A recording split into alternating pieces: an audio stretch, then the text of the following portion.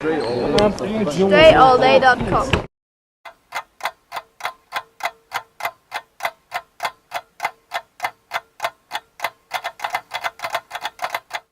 What's up, everybody? Dre Baldwin, DreAllDay.com. This week's motivation is about making changes to make changes.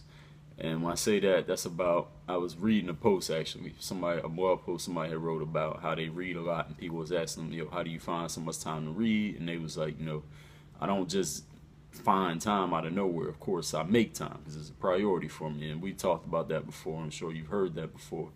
But this is about, when I say make changes to make changes, that is more qualitative than quantitative. That means instead of marginally adding a little bit here, a little bit there, do a little bit more here, a little bit more there, that can work. I'm not saying that doesn't work, but I'm saying if you want to make a wholesale, full-scale change on something in your life, you might need to go a whole different direction, approach it a whole different way mentally to get the change that you want. So it's kind of like a metaphor for it would be, let's say that you need to get from level A to level 5 in a building. You on the ground level, you need to get to the 5th floor.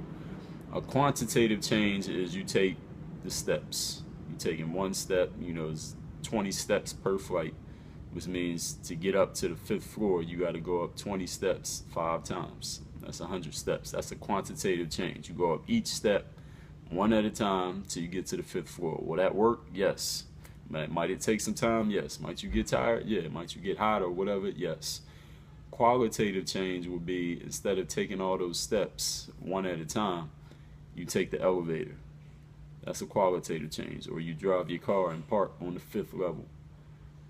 That's a qualitative change.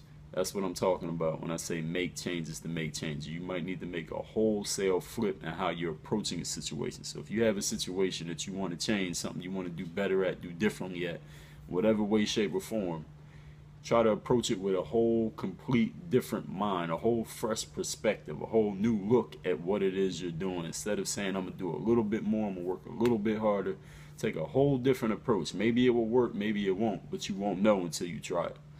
That's your motivation for the week. Work on your game. Dre all day. Listen to me. I can't say it enough. Not only work on your game, perfect your craft. It's your craft. It don't belong to nobody else. Nobody else is responsible for it. You can do, you can be, you can have whatever you want. So for real, work on your game.